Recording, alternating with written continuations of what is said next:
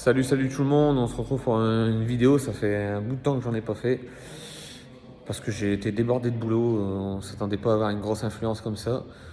Donc là aujourd'hui je refais une petite vidéo déjà pour vous montrer le pont qu'on a installé, parce qu'enfin on va pouvoir faire, enfin on va dire se développer au niveau mécanique pour les suspensions, les vidanges, tout ça c'est beaucoup plus facile avec le pont.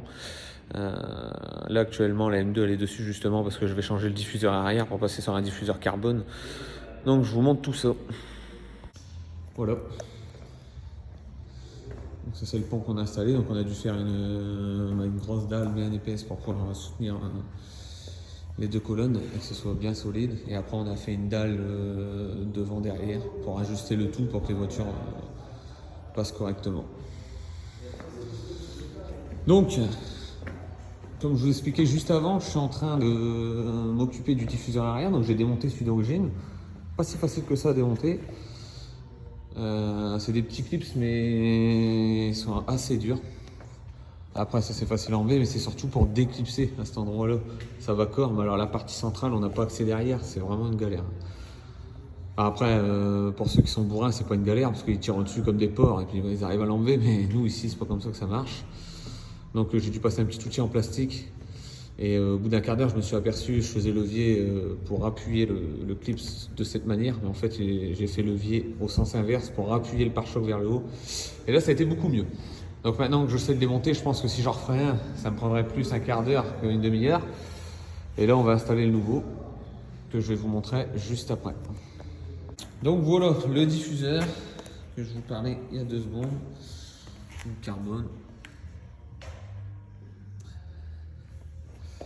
Alors je tiens à préciser, c'est pas du vrai carbone, parce qu'un diffuseur du vrai carbone, faut compter 2000 €. Et ça m'embête un peu d'aller mettre 2000 € juste pour un diffuseur. Et comme moi je veux du carbone brillant, donc c'est un peu plus compliqué. Voilà.